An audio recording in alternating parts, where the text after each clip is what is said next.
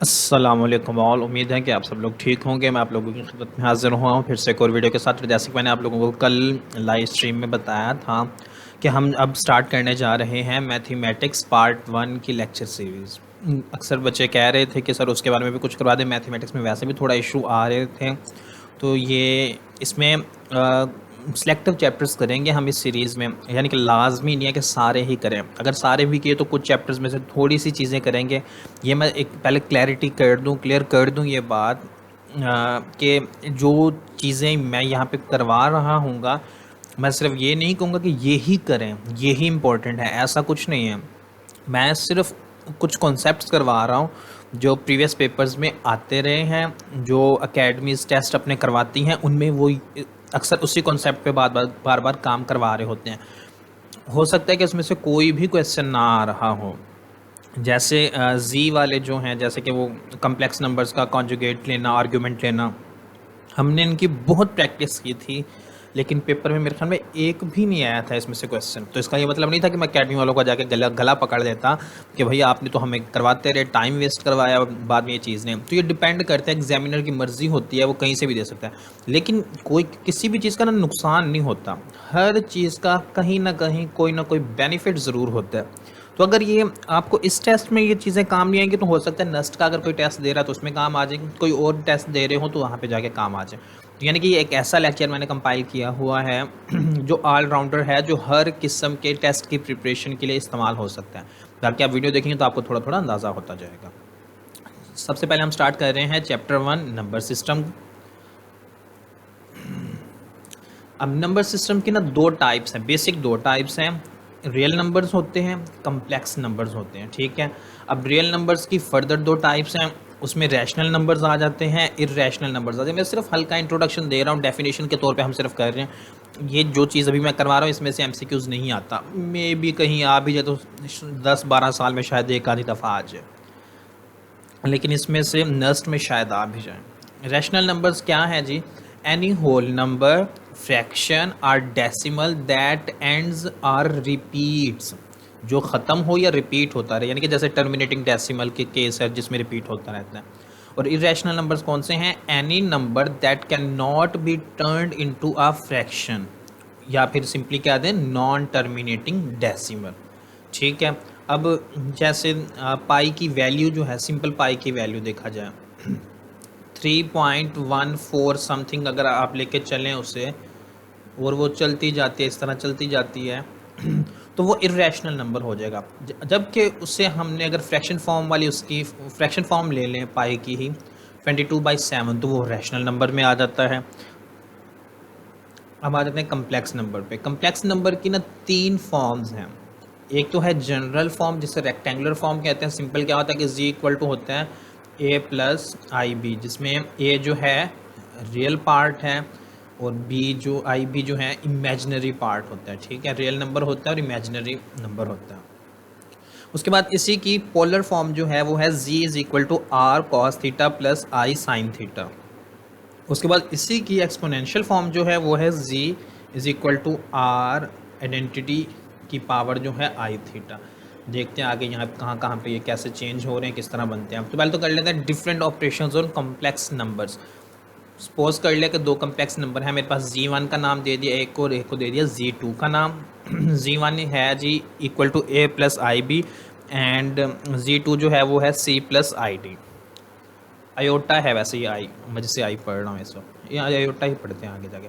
उसके बाद में सबसे पहले उस पर कर देते हैं डिवीजन। दो कम्प्लेक्स नंबर्स जो हैं उनकी डिवीजन कैसे होती है? डायरेक्ट। अगर आप ये चीज़ याद रख लें, ये फार्मूला याद रख लें, तो आपको डिवीजन पूरे स्टेप्स करने की ज़रूरत नहीं पड़ेगी। पेपर में अब कैसे हो सकता है, वो आपको दो कम्प्लेक्स नंबर्स दे देता है और क्या देता है कि इसके ऊपर डिवीजन का ऑपरेशन जो है परफॉर्म करें, या सिंपली कह देता है कि if z1 is this and z2 is that then find z1 by z2, इस तरह कह देता है, ठीक है। तो अब आप इसे सॉल्व करने बैठ जाएंगे पेपर में। अब मैंने बताया कि ई कैट कम्पिटिटिव एग्ज़ाम्स की तरह है, इसमें टाइम बहुत मैटर करता है। तो अगर आपको ये चीज़ ज़ुबानी याद हो जाती है तो आपको ये टाइम आपका सारा सेफ हो जाएगा, आपको करने की ज़रूरत ही नहीं पड़ेगी, आप डायरेक्टली ये अप्लाई कर सकते हैं रूल। ए सी का मतलब यहाँ पे क्या है? कि पहले फर्स्ट का रियल पार्ट और यहाँ से सेकंड का रियल पार्ट, और बी डी का क्या मतलब है कि imaginary part first complex number का और सेकंड कम्प्लेक्स नंबर का। ठीक है, इसी तरह सी स्क्वायर डी स्क्वायर क्या है कि इन दोनों का स्क्वायर ले लेंगे। अभी अब आप इन दोनों को डिवाइड करके देख लें, ये ही चीज़ बन के आएगी आपके पास। ये एक जनरल फॉर्म उसकी बनी हुई है। अब एक की जगह 2 वैल्यू हो, 3 हो, 5 हो, 10 हो, 1000 हो, 100 हो, जो भी हो, सिंपली आपने यहाँ पे वैल्यूज़ पुट करनी है और ये काम हो जाएगा आपका। अब ये है मसला आएगा कि इतना बड़ा फार्मूला है, जनरल फॉर्म है, उसे याद करने में भी तो मसला आता है। तो ये याद करते हुए आपको मैं खुद बता देता हूँ कि मसला आएगा, याद आसानी से नहीं होगा। लेकिन अगर आप इसकी प्रैक्टिस करते हैं, खुद से बना के भी क्वेश्चन कर लें, कोई मसला नहीं है। इससे रिलेटेड क्वेश्चंस को 5 से 7 क्वेश्चंस कर लेते हैं, ये आपके माइंड में प्रिंट हो जाएगा, दिमाग में ये बैठ जाएगा अगर आप इसकी प्रैक्टिस करें। अदरवाइज़ इससे अगर सिर्फ रट्टा लगा कर याद करने की कोशिश करेंगे, अगर आपका रट्टा अच्छा है तो याद रह जाएगा, अदरवाइज़ भूल जाएगा। उसके बाद आ जाते हैं मल्टीप्लिकेशन के ऑपरेशन पे।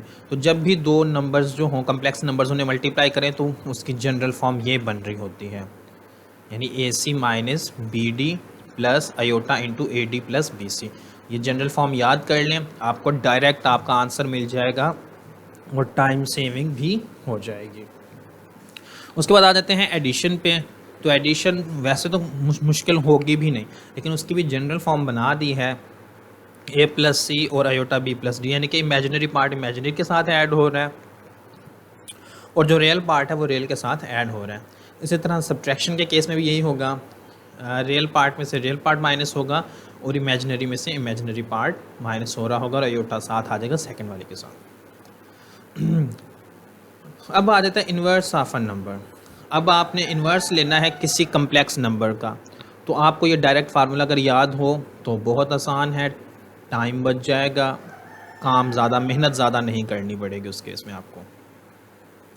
उसके बाद आ जाते हैं स्क्वायर रूट पे।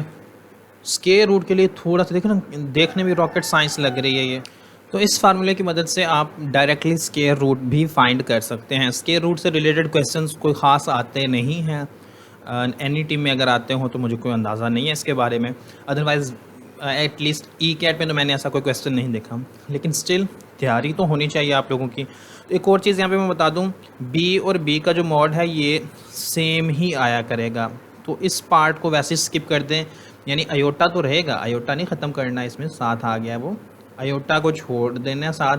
सिंपली याद क्या करना है आपने, स्क्वायर रूट जी का mod plus a divided by 2, z का mod minus a divided by 2 square root आ जाएगा और साथ आयोटा आ जाएगा। और ये किस केस में है, जब बी 0 के इक्वल ना हो तब ये स्क्वायर रूट डायरेक्ट अप्लाई कर सकते हैं फार्मूला, और ये 1 ही आएगा बी बाई बी मॉड।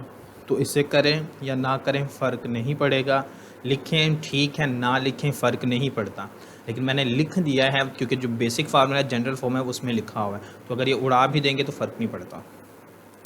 उसके बाद आ जाता है लोगारिथम लेना हो आपने किसी कम्प्लेक्स नंबर का, तो क्या आ जाएगा, सिंपली लॉग जी आ जाएगा प्लस आयोटा आर्गुमेंट ऑफ जी आ जाएगा। अगर आपके पास एक नंबर दिया हुआ है complex number a plus iota b, तो उसका आप लोगारिथम ऐसे फाइंड कर सकते हैं। सबसे पहले आप इसका मॉड फाइंड कर लेंगे और इसके बाद उस दोबारा बाद में इसका आर्गुमेंट फाइंड कर लेंगे। काफ़ी ज़्यादा मैं स्ट्रक हो रहा हूँ। अच्छा, हमें ये पता है कि आयोटा स्क्वायर जो होता है वो -1 के होता है, और हमें ये भी पता है कि आयोटा जो है वो इक्वल होता है स्क्वायर रूट -1 के। तो आयोटा की पावर जो 4 है वो इक्वल टू होती है 1 के, ठीक है ना। ये चीज़ अगर आप ये वाली चीज़, ये 3 बेसिक चीज़ें हैं वैसे, लेकिन पहली और तीसरी चीज़ अगर ये याद रख लेते हैं तो आयोटा की वो दुनिया की कोई भी पावर उठा कर दे दे आपको मसला नहीं करेगी। वो देखते हैं हम कैसे। आयोटा की पावर अगर कभी भी मल्टीपल ऑफ 4 हो तो वो हमेशा इक्वल टू 1 होगा। मल्टीपल ऑफ 4 से क्या मुराद, आयोटा की पावर 4 हो, 8 हो, 12 हो, 16 हो, 20 हो, 24 हो, 28 हो, 32 हो, 36 हो, 40 हो, 400 हो, 800 हो, 1200 हो, 1600 हो, 2000 हो, कुछ भी हो, मल्टीपल ऑफ 4 हो, यानी कि वो 4 पे कम्प्लीटली डिवाइड होती हो, या ये कह लें या सिंपली कह दें कि उसका यही कह लें, दूसरा कोई बनता भी मुश्किल है थोड़ा, ठीक है।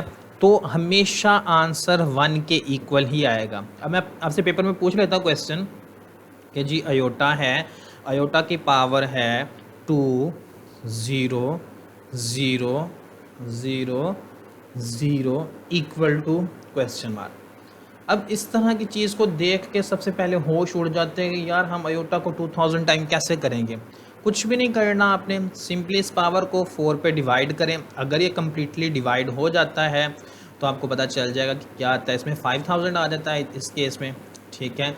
तो आप सिंपली 1 की पावर ले लेंगे 5000। अब 1 की पावर दुनिया की कोई भी वैल्यू ले लें तो वो 1 ही रहेगा, तो सिंपली आंसर 1 ही आएगा, भले पावर कितनी भी बड़ी पावर हो उसके कंसर्न नहीं होगा। आगे इससे रिलेटेड थोड़े से एग्जांपल्स उसमें हम देखेंगे भी वैसे। उसके बाद एक और केस है, अगर आपको वो -1 दे के पावर ये कर देता है n/2, तो आप उसे अयोटा की पावर n की फॉर्म में भी लिख सकते हैं। अब इसकी मैं एक और एक्सप्लेनेशन दे देता हूँ। फॉर एग्जांपल यहाँ पे अगर n की वैल्यू है मेरे पास 100 है, ठीक है, तो मैं इस क्वेश्चन को 2 तरीक़ों से कर सकता हूँ। 100/2 भी लिख के कर सकता हूँ, यानी कि -1 की पावर आ जाएगी 50। जब पावर इवन हो तो माइनस जो है वो साइन प्लस में चेंज हो रहा होता है, ठीक है। इस तरह भी कर सकते हैं। अगर आप ऐसे नहीं करना चाहते तो -1 की जगह पे आप पुट कर देंगे अयोटा स्केयर पुट कर देंगे, और अयोटा स्केयर का जो 2 होगा, पावर 2 से 2 कैंसिल हो जाएगी, सिंपली आ जाएगा अयोटा n। अब पावर है 100, तो 100 जो है 4 पे डिविजिबल है, मल्टीपल ऑफ 4 है, तो इससे पता चल जाता है कि आंसर 1 ही आएगा। तो ऐसे करें वैसे करें, कान इधर से पकड़ें कान उधर से पकड़ें, पकड़ना कान ही है और आपका काम हो जाएगा। अभी एग्जांपल मैंने दी हुई है, अयोटा की पावर है 1000, ठीक है, सॉरी 10,000 है, 1000 नहीं है। 4 पे डिवाइड किया 2500 आया मेरे पास। अब मुझे पता है कि अयोटा 4 जो होता है 1 के इक्वल होता है, तो उसकी पावर अगर 2500 हो, 5000 हो, 10,000 हो, 20,000 हो, 1 की पावर दुनिया का कोई भी नंबर ले लें वो हमेशा 1 ही रहेगा। अब थोड़ा सा मैंने डिफरेंट भी कर दिया, ये तो सिंपल स्ट्रेट फॉरवर्ड हो गया ना। अब अयोटा की पावर है यहाँ पे 3125। अब क्या आएगा, तो पहले से आप 4 पे डिवाइड करना शुरू कर दें। अब 4 पे मैंने इसे डिवाइड किया, मेरे पास आ गया 781 और साथ रिमाइंडर बच गया है 1, ठीक है। अब मुझे पता है कि अयोटा की अगर ये पावर हो तो वो तो होता है 1। अब ये 1 जो है ये अयोटा एक अकेला रह जाएगा, तो आंसर सिंपली आ जाएगा मेरे पास अयोटा, ठीक है ना। तो इस तरीके से कोई भी पावर बड़ी से बड़ी, छोटी से छोटी, प्लस की हो, माइनस की हो, कोई भी पावर हो, आप इस क्वेश्चंस को इस मेथड से ईजीली सॉल्व कर सकते हैं। उसके बाद आज points to remember, if the power of iota is even, जब भी अयोटा की पावर इवन होगी तो आंसर या तो 1 होगा या -1 होगा। अब 1 किस केस में होगा, जब पावर मल्टीपल ऑफ 4 होगी तो 1 होगा, अदरवाइज जैसे कि पावर 6 है, अब 6 इवन है तो तब -1 आंसर आ रहा होगा। 10 है, पावर तो इवन ही है लेकिन -1 आंसर आ रहा होगा, लेकिन 4, 8, 12 के केस में +1 आंसर आ रहा होगा। If the power of iota is odd then it must be equal to iota और माइनस अयोटा। अब पावर अगर होगी, मतलब कि अयोटा की पावर अगर है ऑड, यानी कि 1, 3, 5, 7 इस तरह कोई नंबर है, तो उस केस में आंसर या तो अयोटा बन रहा होगा या माइनस अयोटा बन रहा होगा। अब ये डिपेंड करता है सिनेरियो पे कि माइनस अयोटा बनेगा कि अयोटा बनेगा। If the power of iota is multiple of 4 then it must be equal to 4, जैसे मैंने यहाँ पे अभी बताया था। लेकिन जब भी अयोटा की पावर मल्टीपल ऑफ 4 हो तो ये हमेशा 1 के इक्वल ही आएगा, चाहे जितनी बड़ी पावर हो। उसके बाद आ जाते हैं multiplicative inverse of complex numbers. तो ये फार्मूला है, डायरेक्ट याद कर लें, ज़्यादा बेहतर है। यहाँ पे आ जाएगा real part of z divided by z square, mod लेके फिर स्केयर लेना है, और यहाँ पे इमेजिनरी पार्ट आ जाएगा। यानी कि इस जगह पे अगर मैं इस क्वेश्चन के हवाले से करूँ तो ये आ जाएगा a, और यहाँ पे आ जाएगा b, और यहाँ पे अब इसका पहले मॉड लेना था तो वो आ जाएगा a square plus b square. अब स्केयर रूट आना था साथ मॉड के केस में, लेकिन यहाँ पे पावर 2 है तो वो 2 से 2 कैंसिल हो गया, तो यहाँ पे भी simply a square plus b square आ जाएगा, ठीक है ना। लिखने में मुश्किल हो रही है थोड़ी, तो बस समझ जाएँ आप लोग। उसके बाद एडिटिव इन्वर्स। एडिटिव इन्वर्स काफ़ी सिंपल है, यानी कि अगर ये दोनों प्लस प्लस की हैं तो वैल्यूज़ माइनस की हो जाएंगी। एडिटिव इन्वर्स से एक रिलेटेड क्वेश्चन हमने अपने पेपर में किया हुआ है, पास्ट पेपर डिस्कशन में, वहाँ पे एक देखिएगा। I think second last questions में से कोई एक है, उसमें एडिटिव इन्वर्स निकालने का तरीका, अगर कोई भी वैल्यू 1 आयोटा या जैसे ये लिखा हुआ है इस तरह के आ जाए, रियल नंबर और आयोटा आ जाए, तो कैसे निकाल सकते हैं। Condition for pure imaginary number या रियल नंबर। अब एक हमारे पास है z complex number z equal to a plus iota b. अब ये प्योर इमेजिनरी कब होगा और प्योर रियल नंबर कब होगा, जब ए इक्वल टू हो जाए 0, यानी कि ये पार्ट बिल्कुल ख़त्म हो जाए, तब ये प्योर इमेजिनरी नंबर होगा। लेकिन शर्त यह है कि बी 0 ना हो, ठीक है। और जब हमारे पास बी 0 हो जाए और ए 0 ना हो, तो ये तब प्योर रियल नंबर होगा। इससे रिलेटेड एक क्वेश्चन 2006 के ई कैट के पेपर में आया हुआ है, जो मेरी डिस्कशन वाले पेपर जो वीडियो है उसमें सबसे पहला MCQs ही इसी से रिलेटेड है, इसी क्वेश्चन को लेके। तो मे भी इस साल भी वो दे दे, कुछ कह नहीं सकते इसके बारे में। Conversion rule, polar to cartesian coordinates में जब जाना हो तो आप x लेते हैं r equal to cos theta और y is equal to r sine theta. इससे आप x और y की वैल्यूज फाइंड कर सकते हैं। और इसी तरह कार्टियन प्लेन से पोलर कोऑर्डिनेट्स में जाना हो तो आप r फाइंड कर सकते हैं x square plus y square square root के नीचे, और थीटा की वैल्यू आप फाइंड कर सकते हैं tan inverse y by x से। ये कन्वर्जन रूल है, डायरेक्टली याद होने चाहिए ये सारी चीज़ें। Polar representation of complex number. अब एक कम्प्लेक्स नंबर है, उसकी पोलर रिप्रेजेंटेशन ये मैंने अभी शुरू में भी दिखाई थी आपको कि पोलर फॉर्म में कैसे लिखते हैं। Z equal to r cos theta plus i sign theta लिखते हैं। Modulus of a complex number जो है वो r equal to a square plus b square, इस केस में बात हो रही है। और इसी तरह आर्ग्यूमेंट इसका आ जाएगा बी बाई ए।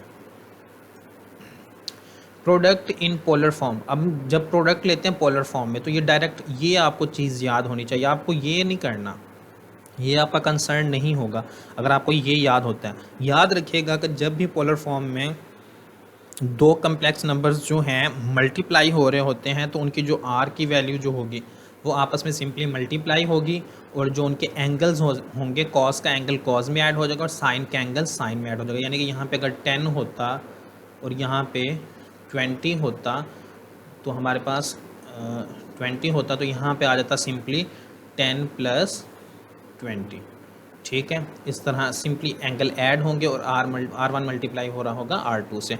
उसके बाद कॉन्जुगेट जब लेना हो पोलर फॉर्म में तो उसके लिए ये आपने डायरेक्ट जनरल फॉर्म है याद रख लेनी है कि सिर्फ फ़र्क कहाँ पे आएगा, एंगल्स जो हैं वो नेगेटिव हो जाएंगे, बाकी कुछ भी चेंज नहीं हो रहा होगा। और कॉस नेगेटिव भी हो तो वो पॉजिटिव ही होता है। कॉस की जो प्रॉपर्टी है ट्रिग्नोमेट्री पार्ट 1 में आप लोगों ने चैप्टर 10 में आई थिंक पढ़ी होगी ये चीज़। Inverse in polar form, polar form के केस में इन्वर्स जब लेना हो तो तब भी यही होता है, सिंपली 1/r तो हो जाता है, बाकी जो एंगल्स हैं वो जैसे कॉस ऊपर माइनस थीटा था, यानी जो कॉन्जुगेट में केस होता है ये वाला पार्ट तो सेम टू सेम हो जाता है, बस r जो वहाँ पे सिंपली था अब वो 1/r हो जाएगा इन्वर्स केस में। ये जनरल फॉर्म्स हैं, ये आपको याद होनी चाहिए और ये याद करना ज़्यादा मुश्किल है। अगर प्रैक्टिस करेंगे तो हैबिट बन जाएगी तो ये माइंड में चीज़ें बैठना शुरू हो जाएंगी। डिवीजन करनी हो पोलर फॉर्म में तो ये है कि एंगल्स दोनों जो हैं वो माइनस हो रहे होते हैं। अब एक लिहाज से देखा जाए तो मल्टीप्लाई और डिवीजन तकरीबन सेम ही है, सिर्फ वहाँ पे R1 मल्टीप्लाई बाय R2 था तो यहाँ पे R1 डिवाइडेड बाय R2 हो गया, जो कि डिवीजन का केस है तो ये बनता भी है। एंगल्स में क्या फ़र्क आया कि वहाँ पे प्लस हो रहे थे तो यहाँ पे माइनस हो रहे हैं। पावर इन पोलर फॉर्म, तो पावर जो होती है ना पोलर फॉर्म में R की पावर तो वही आ जाएगी जो भी पावर होगी, बाकी जो एंगल का केस होगा वो पावर जो है अंदर जाके एंगल्स के साथ मल्टीप्लाई हो रही होती है। इस केस में एग्जांपल इससे रिलेटेड आई थिंक एक आधी ऐड की हुई है, मिल नहीं रही थी क्योंकि मैंने अपने टाइम में तो बहुत सारी की थी, लेकिन इस वक्त मैंने वो डाटा ढूंढना तो मुश्किल हो रही थी ढूंढने में। उसके बाद डी मोइवियर्स थ्योरम फार्मूला कह दें तो वो सामने है आपके, ये भी ज़ुबानी आपको याद होना चाहिए। सिर्फ इसमें और ऊपर वाले केस में फ़र्क क्या आ रहा है, RN यहाँ पे मौजूद नहीं है। nth root of a complex number, अब आपके पास एक कॉम्प्लेक्स नंबर है, आपने उसका nth रूट फाइंड करना है तो ये उसका फार्मूला है और इसके लिए के और एन की वैल्यू ये होंगी, जहाँ पे एन की वैल्यू 1 2 3 से लेकर कुछ भी हो सकता है और के की वैल्यू 0 1 2 3, यानी कि अगर एन की वैल्यू 1 होगी तो के 0 होगा, एन की वैल्यू 2 होगी तो के 1 होगा, इस तरह 1 माइनस होगा, एन माइनस 1 जो होगा वो इक्वल टू के होगा।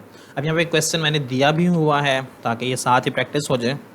कहते हैं determine all fourth roots of z is equal to, अब जी क्वेश्चन है -8 प्लस अयोटा 8 स्क्वायर रूट 3। तो ये फार्मूला है मेरे पास। अब इस फार्मूले के हिसाब से मुझे इस चीज़ से क्या क्या चाहिए, सबसे पहले मुझे चाहिए आर की वैल्यू। आर की वैल्यू मैंने अभी पीछे देखा था, a square plus b square या x square plus y square, जो भी इसे कह दें। तो यहाँ पे 8 है तो 8 का स्केयर आ जाएगा 64 और 8 64 इंटू 3 आ जाएगा। इसका करेंगे तो हमारे पास आंसर आ जाएगा आर इक्वल टू 16। ठीक है, आर की वैल्यू आ गई। अब इस क्वेश्चन के हिसाब से मुझे थीटा की वैल्यू भी चाहिए, तो थीटा की वैल्यू चाहिए तो इसको डिवाइड करते हैं इसके साथ एंगल फाइंड करने के लिए, थीटा फाइंड करने के लिए। तो वो मेरे पास इस केस में आ गया है 60। उसके बाद जब मैं इस फार्मूले के हिसाब से मैं चला जाता हूँ, एक गड़बड़ है, 60 नहीं होगा ये, हाँ यहाँ पे साथ माइनस भी तो है ना, तो माइनस के कॉन्सेप्ट पे आई थिंक ये 120 हो जाता है। यहाँ पे थोड़ी सी मिस्टेक हुई है, ये आ जाएगा 120, क्योंकि जो नेगेटिव होता है ना 10 वो सेकंड क्वाड्रेंट में होता है और फोर्थ क्वाड्रेंट में होता है, तो उस हिसाब से जो एंगल लाई कर रहा होगा सेकंड में होगा। अगर फर्स्ट क्वाड्रेंट में होता तो ये पॉजिटिव होता। यहाँ पे सिर्फ वो माइनस वाला कॉन्सेप्ट भूला हुआ, तो इस वजह से तो 120 आ जाएगा। ठीक है, थीटा 120 आ जाएगा। तो यहाँ पे सिंपली आप लोगों ने वैल्यूज़ पुट करनी है और आपके पास ये सॉल्यूशन आ जाएगा आंसर बन के। अब आंसर हो सकता है इसी फॉर्म में पूछा हो सकता है इससे फर्दर भी वो आगे सॉल्व करवा रहा हो, तो आपने कॉस 300 की वैल्यू पुट करनी होगी, साइन 300 की वैल्यू पुट करनी होगी और फर्दर सिंप्लीफाई मतलब इसे कर सकते हैं। अब डिपेंड करता है कि उसने एमसीक्यूज में पूछा है क्या पूछा है, वो यहाँ पे भी आपसे एंड करवा सकता है क्वेश्चन। वो सिंपली आपसे इस क्वेश्चन को दे के आर की वैल्यू और थीटा की वैल्यू भी सिंपली पूछ सकता है, वो आपसे यहाँ पे भी क्वेश्चन एंड करा सकता है। यानी एग्जामिनर पे डिपेंड करता है कि वो इस क्वेश्चन को कहाँ पे स्टॉप करवाना चाह रहा है। उसके बाद यूलर्स फार्मूला, आइडेंटिटी, ये हमने थर्ड फॉर्म देखी थी कम्प्लेक्स नंबर्स को राइट करने की। Identity iota x is equal to cos x plus identity sine x. अच्छा, अब एक और है कि nature of argument just work like log function, जैसे लॉग में होता है कि आर्ग्यूमेंट में भी यही है कि अगर दो कम्प्लेक्स नंबर्स मल्टीप्लाई हो रहे हो आर्ग्यूमेंट के केस में तो प्लस का साइन आ जाता है, डिवाइड हो रहे हो तो माइनस का साइन आ जाता है। अगर मॉड लें तो माइनस शुरू में आ जाता है और आर्ग्यूमेंट जी आ जाता है। अगर जी बाई जी मॉड, ये बस सिंपल है, ये देख लीजिएगा, इसके आगे प्रैक्टिस हम देखते हैं अगर है तो। अब आगे सम क्वेश्चंस फॉर प्रैक्टिस। कहता है if z is equal to cos theta plus i sign theta then 1 by z is equal to. अब हमने पीछे देखा था ये किसके इक्वल आ जाएगा हमारे पास।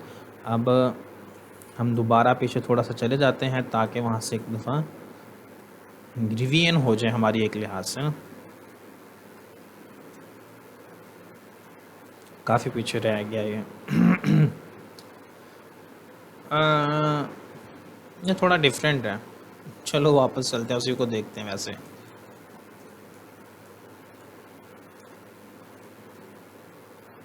अच्छा जी, तो यहाँ पे ये चीज़ हमारे पास बन के आई हुई है। आप इसे सॉल्व करेंगे, सिंप्लीफाई करेंगे तो उससे आंसर बन जाता है सी। सॉल्व करके देखिएगा, अगर ना हो तो फिर मैं आपको इसका सॉल्यूशन आपके साथ शेयर कर दूंगा। इसी तरह एमसीक्यूज जो 2 है इसे भी सॉल्व करके देखिएगा, अगर ना हो तो मैं इसका सॉल्यूशन आपके साथ शेयर कर दूंगा। वैसे कोई है मसला नहीं है। उसने ये पूछा है कि अगर ये जी इक्वल इसके है तो ये चीज़ किसके इक्वल होगी, तो सिंपली देखिए कॉन्जुगेट लिया हुआ है, ऊपर वाला साइन चेंज है, नीचे वाला साइन चेंज है, तो सिंपली उसने जी का कॉन्जुगेट लिया हुआ है। अब यहाँ पे सी ऑप्शन में भी तो है कॉन्जुगेट, लेकिन ये डबल कॉन्जुगेट उसने लिया। अब यहाँ पे डी में कह रहा है माइनस जी, तो माइनस से मल्टीप्लाई तो नहीं किया हुआ क्योंकि साइंस दोनों के चेंज हो रहे होते, लेकिन यहाँ पे सिर्फ एक का साइन चेंज हुआ है और इन्वर्स भी ये नहीं है। क्वेश्चन 3 जो है वैसे तो आप लोगों को खुद करना चाहिए, लेकिन चलो मैं बता ही देता हूँ। आंसर तो ये है, इसमें करना क्या है। अब मैंने जैसे बताया था कि पावर n हो, कोई भी हो, यहाँ पे 5 आ गया तो ये पावर जाके मल्टीप्लाई हो जाएगी इसके साथ, तो आ जाएगा cos 100 प्लस आई साइन 100 आ जाएगा। और इस तरह इसके इसमें cos 90 प्लस आई साइन 90 आ जाएगा। अब डिवीजन का केस है, मैंने बताया था डिवीजन में एंगल्स जो हैं माइनस होते हैं आपस में, तो 100 माइनस 90 करेंगे, cos 10 आ जाएगा और इसी तरह साइन भी 10 आ जाएगा। करके देखिएगा, ये भी हो जाएगा आप लोगों से। क्वेश्चन नंबर 4 है 1 minus iota divided by 1 plus iota की पावर है 100, कहता है इक्वल टू है x प्लस आई अयोटा y, देन अगर इसके इक्वल हो तो ये इसका जो इसकी वैल्यू हमारे पास क्या आ जाएगी। ठीक है, तो 100 पावर है, आप इसे सबसे पहले करेंगे सिंप्लीफाई। 1 माइनस अयोटा 100 पावर को छोड़ देंगे अभी के लिए।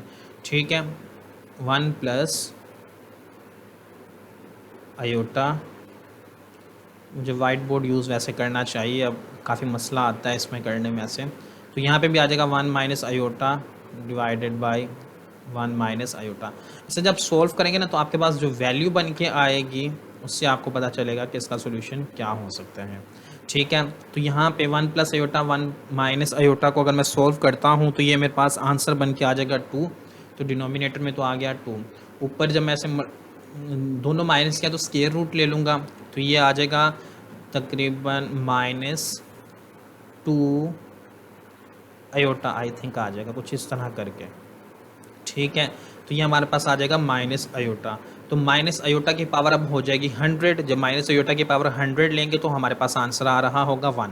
अब ये 1 आंसर किस केस में बनेगा, जब x की वैल्यू 1 हो और y की वैल्यू 0 हो, क्योंकि हमारे पास इस क्वेश्चन में इमेजिनरी पार्ट नहीं है, तो ये तब पॉसिबल है। उसने ऑप्शन में ये पूछा हुआ है कि ये कब इक्वल होना पॉसिबल है, तो ये तब पॉसिबल है जब हमारे पास x 1 हो और y 0 हो।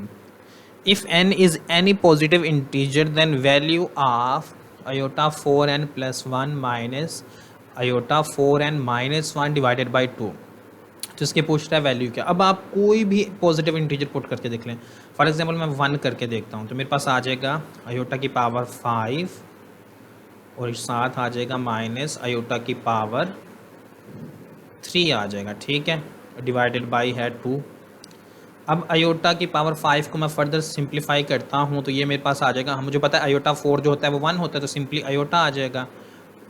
ठीक है, और यहाँ पे अयोटा स्केयर करके अगर मैं अयोटा सेपरेट कर देता हूँ तो यहाँ पे आ जाएगा माइनस माइनस अयोटा स्केयर -1 आ जाएगा और अयोटा माइनस अयोटा आ जाएगा तो माइनस माइनस प्लस हो जाएगा, तो ये आ जाएगा 2 अयोटा। ठीक है, सिंप्लीफाई करके देखिएगा, हवा में मैं बातें कर रहा हूँ, मे बी आप लोगों को थोड़ा मसला आ रहा हो, तो अयोटा, तो ये अयोटा के इक्वल ही होगा हमेशा, कोई भी अब वैल्यू ले लें। अब फॉर एग्जांपल मैं 2 भी लेके देख लूँ कि होता भी है ऐसे कि नहीं, तो यहाँ पे 2 ले लेता हूँ तो ये आ जाएगी मेरे पास पावर 9 और यहाँ पे ये पावर हो जाएगी 7, तो 9 के केस में भी यहाँ पे अयोटा ही आएगा और यहाँ पे आ जाएगा अयोटा स्क्वायर है। ठीक है, तो माई पावर उसकी 3 आ जाएगी 7 और अयोटा, तो ये सेम ही चीज़ बनती रहेगी, जो मर्जी आप पावर लगा लें, लेकिन सिर्फ पॉजिटिव इंटीजर के केस में बात हो रही है। कहता है find the value of iota 1/3। ये आप लोगों के लिए क्वेश्चन सेल्फ असाइनमेंट हो गई है, ये आप लोगों ने करके खुद देखना है। इसका मैं सॉल्यूशन शेयर कर ही देता हूँ, आंसर इसका आता है ये। अब आप लोग खुद देखें ये कैसे है, बहुत आसान है, थोड़ा सा ट्रिकी है। अगर आप लोगों ने अभी पीछे वीडियो में चीज़ें सही से देखी हुई हैं तो उससे आपको थोड़ी सी क्लैरिटी हो जाएगी कि इसमें करना क्या। ये क्वेश्चन आप लोगों ने खुद करना है और इसका मैं सॉल्यूशन वैसे शेयर भी कर दूंगा, अगर नहीं होगा अटैम्प्ट तो आप लोग वहीं पे कमेंट सेक्शन में बता दीजिएगा। मैं इसका सॉल्यूशन जो है व्हाट्सएप हमने ग्रुप बनाया हुआ है फुल लेंथ पेपर वाला, उसमें आपको लोगों के साथ इसका सॉल्यूशन शेयर कर दूंगा। ट्रिकी है, फिर से मैं बता दूँ ट्रिकी है, देखने में आप लोगों को ऐसा महसूस हो रहा होगा कि ये हो ही नहीं सकता, लेकिन बहुत आसान भी है और ट्रिकी भी है। करके देखिएगा, उम्मीद है कि हो जाएगा। उम्मीद करता हूँ कि आप लोगों को ये वीडियो अच्छी लगी होगी। अगर ये वीडियो अच्छी लगती है तो इस वीडियो को लाइक करें, अपने दोस्तों के साथ शेयर करें, चैनल के सब्सक्राइब कर लें और इंशाल्लाह अगर आप सपोर्ट दिखाएंगे तो फ्यूचर में इस तरह की और वीडियोज़ आती रहेंगी। अगर आप लोगों ने इस वीडियो पर अच्छा सपोर्ट नहीं किया, सपोर्ट नहीं दिखाया, तो फिर हम मैथ की लेक्चर सीरीज़ को कंक्लूड कर देंगे, जल्दी ही ख़त्म कर देंगे। Thank you so much and अल्लाह हाफिज़।